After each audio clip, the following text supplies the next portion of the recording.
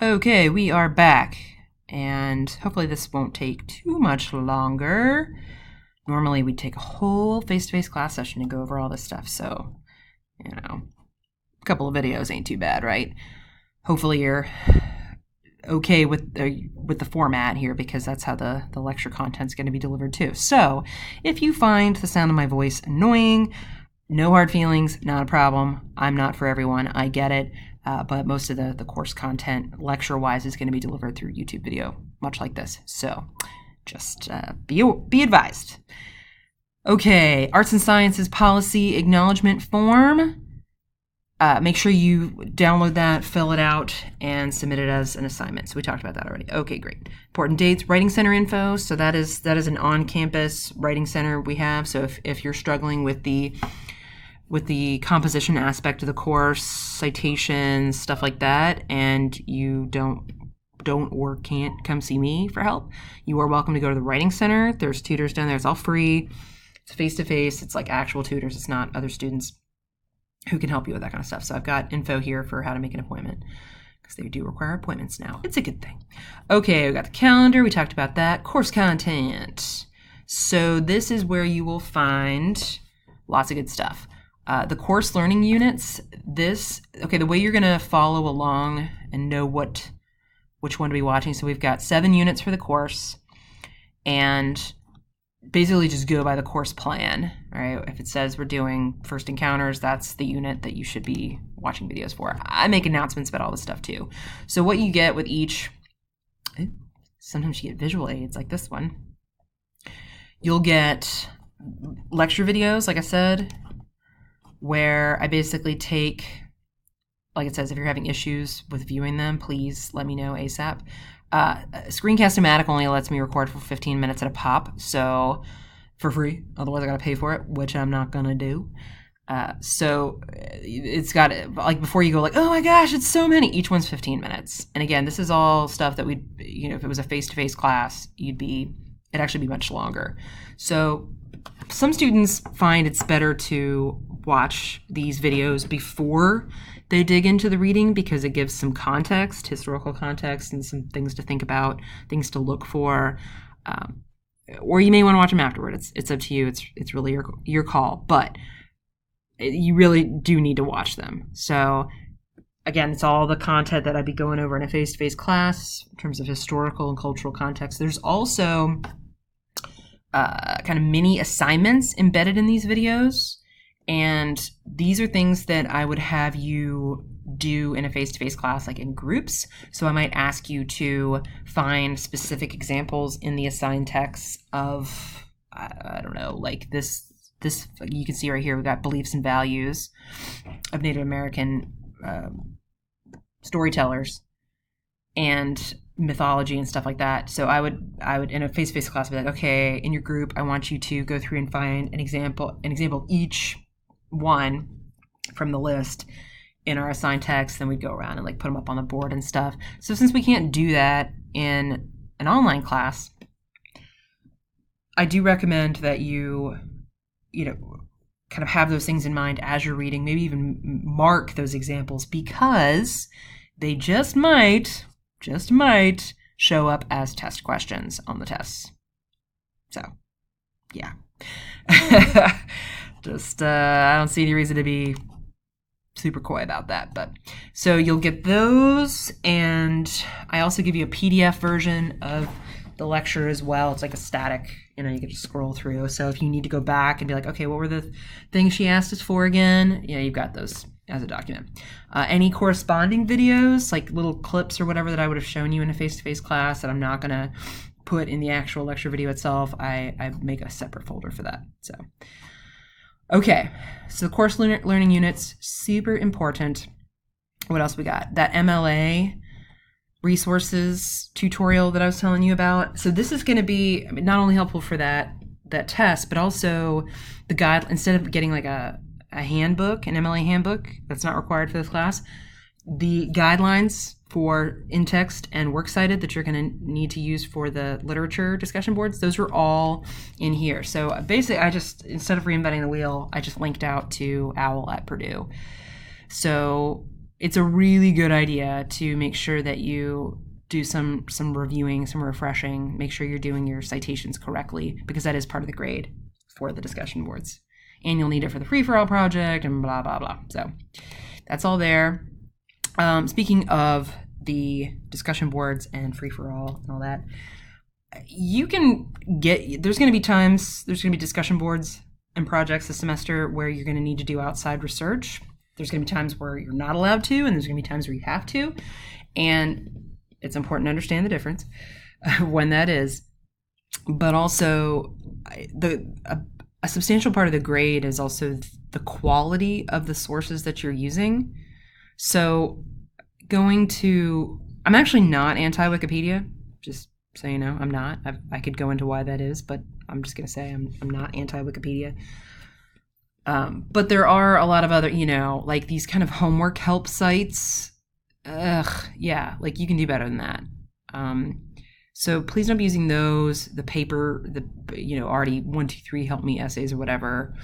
That's pretty lame too. And there's a lot of just kind of like not college level junky stuff out there, not junky, but like, okay, it's, some 7th grade classes WordPress website about Benjamin Franklin. Like, you can do better than that.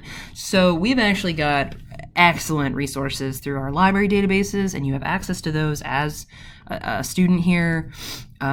Even if you don't have a library card with us, you can still get in through using your student ID number. So I've got a document here, screenshots that walk you through not only how to access them, but how to use them effectively, and like which particular databases are going to be probably the most helpful for you for what we're doing. So please take a look at that and use the resources you have. They're definitely not idiot proof the way Google is, but any 10-year-old can use Google, right? Much to their parents' chagrin. But databases are a much more sophisticated search tool, so you get much more sophisticated results. That's just how it goes. I've also got a grammar review and tutorial here if you need to do any refreshing before taking that grammar test. Okay, so that's course content. Last thing, assignments. So here's another link out to that same calendar that just has all the due dates listed on it. I'm not going to open it up because you'll see all my classes' due dates, and then you'll panic and you'll think you have 1,000 things due when you don't. I've got a link to stuff for the free-for-all project, which, we'll talk more about that later, but it happens at the end of the semester. Best thing you can really do is just kind of keep your eyes and ears open on, okay, what are some things that I found particularly interesting that might make good topics for further research later. But we'll talk more about that later. Discussion board. So like y'all saw, a lot is going to happen on the discussion board. So we got that civil discussion policy again there, just because that's how much I care about you reading it a lot. I've got that first introductory discussion board assignment that is, the instructions are here as a Word document. And you're actually the way to post is you're going to click on this link here. And what's going to happen? All right, the instructions, like I said, what you're going to talk about is in that Word doc, and when you're ready to post, you're going to click where it says create thread, and it's going to look. There are the instructions again if you need them. This is where your title for your post is going to go. Please don't call it discussion board number 1 or introductory discussion board, because then no one's going to open it and read it. Like, have a zestier, zippier title than that, please and thank you. And then the actual post itself is going to go here in this message box. It's set up so that you can't do attachments. Sorry, nobody wants to download them and open them up and read them and reply to them. So it's all just going to go right in the message box. There is a word count down here to keep track of your word count, because all the assignments have required word counts.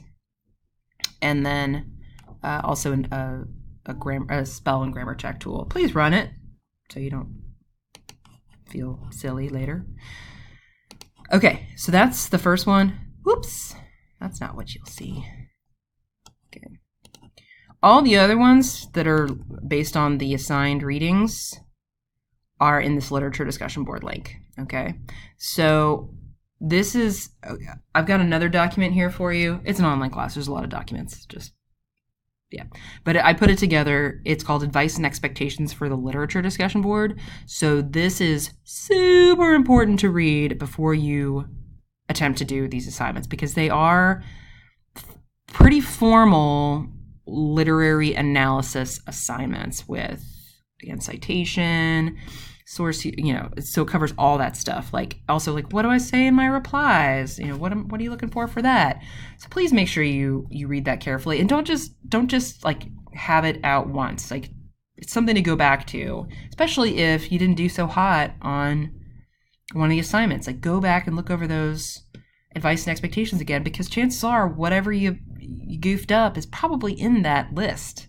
Like, oh yeah, that's okay, I didn't do that, or I did do that, just said not to. So it's all in there. Please look at it, because I want you to do a good job.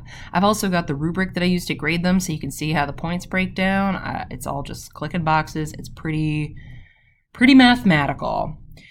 Okay, so as you can see, it jumps right to number 3 because I'm in student mode and I haven't taken the MLA or grammar tests yet. But once I have and gotten at least 80%, those 2 assignments will become visible. So please make sure you do that. The tests 1 and test 2 are going to be, I gotta fix that. Test 1 and test 2 are going to be in here. Later on, they won't be yet. Okay, and you can always check your grades at My Grades. This is where the points will be coming up, and you'll be able to, you should click on where it says View Rubric. There isn't one for the first discussion board because it's a little more, loosey-goosey. But when we get to the literature discussion boards, again, there's that very mathematical system. So this way you can click on it and it'll tell you. Now there won't be anything marked in this thing I'm showing here, but it all, like, please make sure and see, okay, here's where I lost points, here's where I got points, so that you don't keep doing the same things over and over and over and over again and losing points over and over and over again for the same things. If you need to send me an email, we've got a little email link right here, so you can contact me there, or you can just go right into your Gmail and look me up in there, or take that instructor info link to my email and use that. Lots of ways to email me.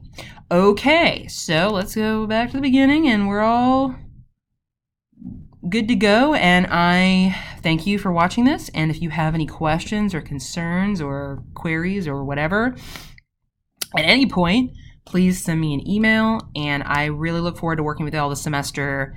This is a really interesting and fun class to teach, and I hope that you find things that you can relate to and things that are interesting. I think it's crucial that we as Americans understand our history, the good, the bad, the ugly, because it's all part of it, and it's all part of who we are as a people. So in order to move forward, we have to be able to take the time to really stop and look back and see where we've been and use that to figure out where we want to go. So I'm glad that you're here to join me in that. And just because it's an online class, I hope we still find a way to make it rich and interactive. And again, I look forward to working with all of you. Take care and talk to you soon. Bye-bye.